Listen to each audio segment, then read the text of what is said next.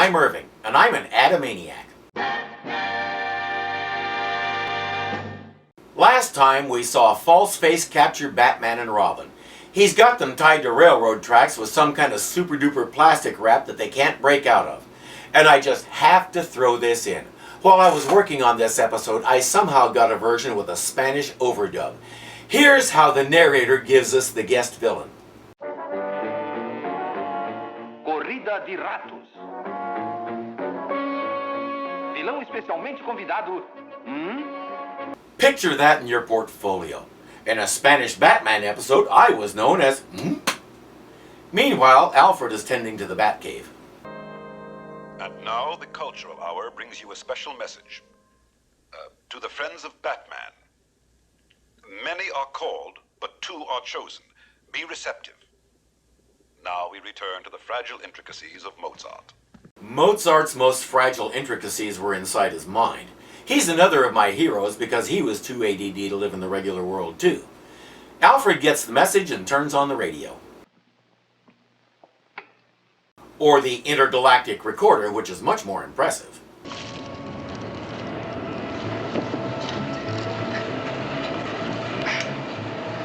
This is the Batcave. Calling Batman. Calling Batman. It's Alfred. I've turned on the Bat radio. Talk about a downgrade. He's got an intergalactic recorder in the cave, but a plain old bat radio on his person. And he has to turn it on by biting his cape. Not asking. Alfred, Batman here. Oh, very good, sir. I was concerned. Alfred, pull the short circuit lever on the Bat transmitter. Short circuit lever, but sir. Why does it have one of those? What possible use could he foresee for it? That will destroy your wristband radio. Alfred, our relationship has always been one of mutual respect. I cannot disregard my own standards and order you to destroy the Bat transmitter. He never finished that sentence. He suddenly realized that he had talked too much and the train was already there. His final thought before the impact was, why didn't I just say please? But I am urging you to comply. If you put it that way, sir.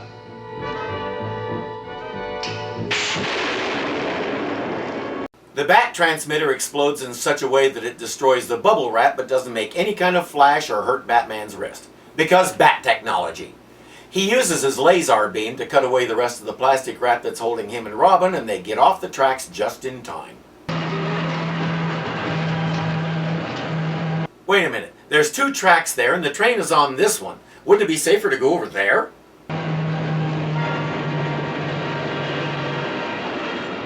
Wasn't that Batman and Robin? Ah, yes. Fighting crime wherever it may be. Good for them. Meanwhile, an old friend is back. Oh, Harrow, where have you been? On a garbage scow, Commissioner. It's all right. In a sack. I was wrapped up and abandoned. That's criminal. That it is, sir. And that's why I'm concerned about Batman and Robin. The taped crusaders? Yes, for I was put into this condition by False-Face. Next time you should lead with that. It sounds less like a Jimmy's Boa story that way. Batman and Robin are trying to figure out who sent the message warning Alfred about them. It takes them until well after the commercial break to figure out that they can go to the radio station and ask them who brought in the announcement. World's greatest detective. Who ordered that announcement? A complete stranger, anonymous. I say, there was one little thing that you might call peculiar. What is it? The young lady who paid for the announcement. She was not only staggeringly beautiful, she had green hair. Again, you should have led with that. No name, anonymous, but a beautiful woman with green hair paid for it. Talk like Yoda, these people do. It was obviously Blaze, which probably means the message that saved their lives came from her. Blaze ordered the radio announcement? And saved our lives. She did even more than that. At great personal risk, she gave us a clue as to False-Face's next move. How so, Batman? When she handed the man at the radio station a check in payment for the announcement, she said he could bank on it being false. Sounds rather cryptic to me. The check was drawn in the Gotham City National Bank. It baffles me, Batman. If False-Face contemplates a counterfeiting coup, why break into a bank? For a double dose of diabolical deception. Think, what's in a bank? Money? Right. And what has Falseface been forging? Money, counterfeit money. Right again. They really can't figure this out? How did these two get to be Gotham's top cops? Did nobody else want the jobs or what? He must be stopped. No. He must be encouraged, enticed, and only then entrapped But how? by falsehood. But that doesn't start with E, and you really seem to be into alliteration all of a sudden. Falseface poses as a guard at the bank, and as soon as the other guard is away from the vault, he calls his men out from where they've been hiding all day. Time to go to work.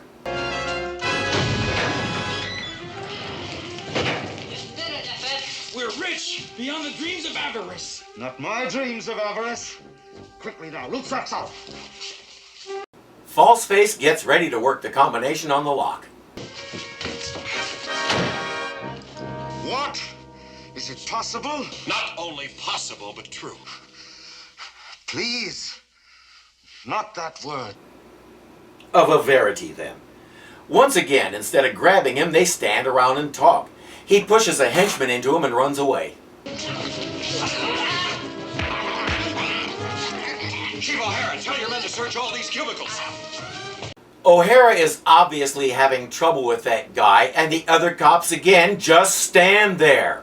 And when Batman tells them to go somewhere else, they do. Even considering what this show is, I'm having a hard time wrapping my head around this. Nobody reacts to anything.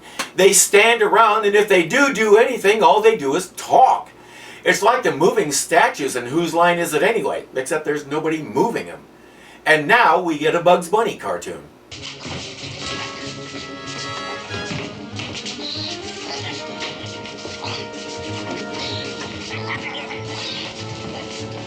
At least until this happens. Careful! Ow! I'll handle him, Chief. Good man. He couldn't do that until after the cartoon gag. They figure out real quick that Falseface was impersonating one of them.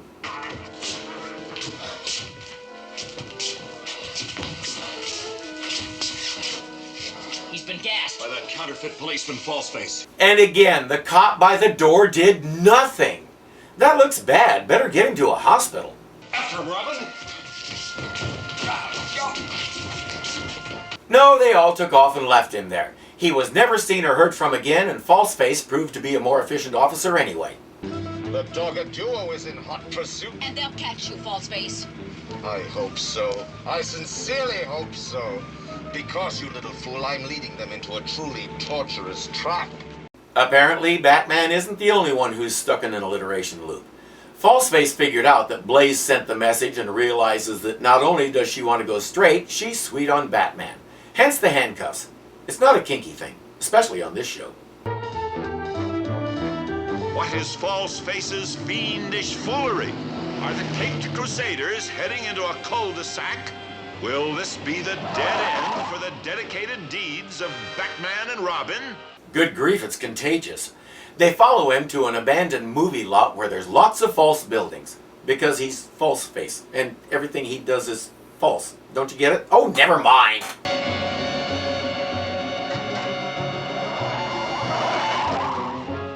Holy rats in a trap. It's a big net. It's not even touching the ground. You can go under it. You can go around it. It doesn't have to stop you. Falseface is getting away. No, Robin, he seems to be coming back this way. What is he up to? If only we were actually doing something instead of sitting here, we might be able to find out. What a predicament! Let's find out, Robin.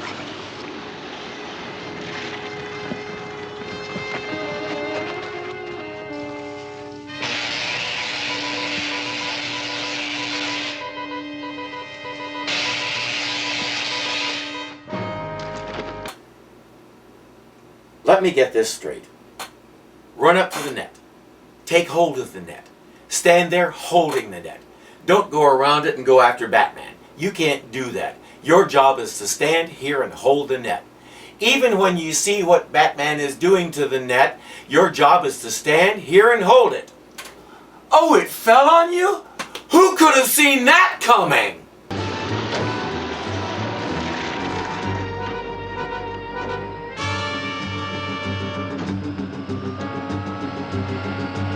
You can see those cannons on top of his van, Robin, so be sure to stand up and make yourself a better target. It worked so well when you did the same thing with the Riddler in episode 1.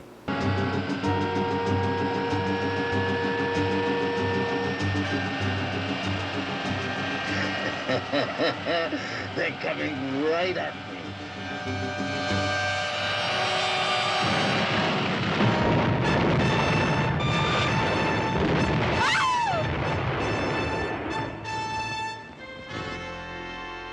The Batmobile was a wireframe? And how would blowing it up with mortars do that? Where's all the blood and guts? Falseface doesn't seem to notice any of this.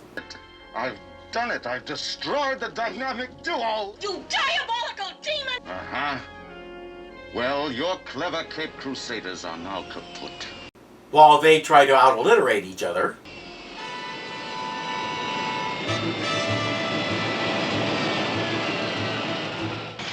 Blaze is elated while Falseface is baffled.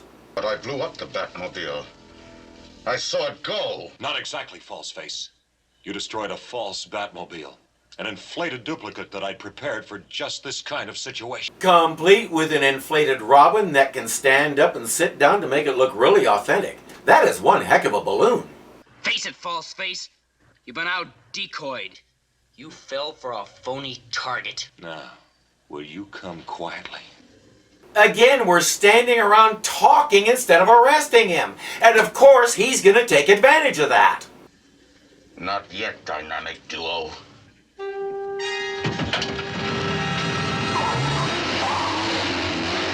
Blaze shows them some shortcuts through the lot so they can get ahead of him while some cops come in and try to figure out the Batmobile wireframe.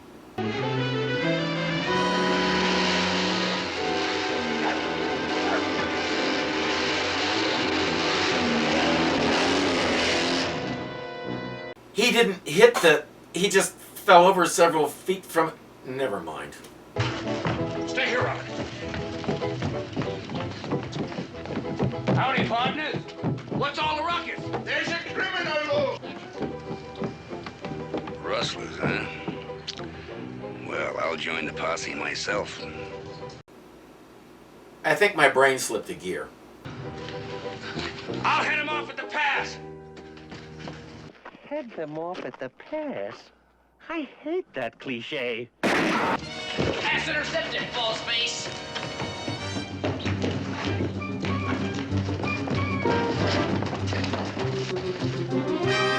Falseface decides to stand and fight.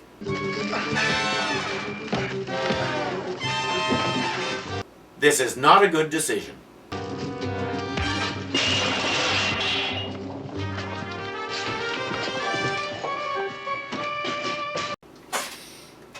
He vanishes again and everyone goes looking for him. Commissioner, are you all right?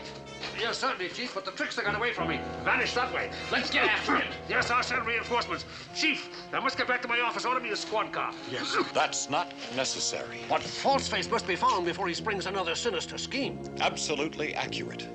Falseface. O'Hara doesn't believe him, but Batman explains. But Cape Crusader, that's the commissioner. Is it? Then why is a right-handed commissioner holding his handkerchief in his left hand?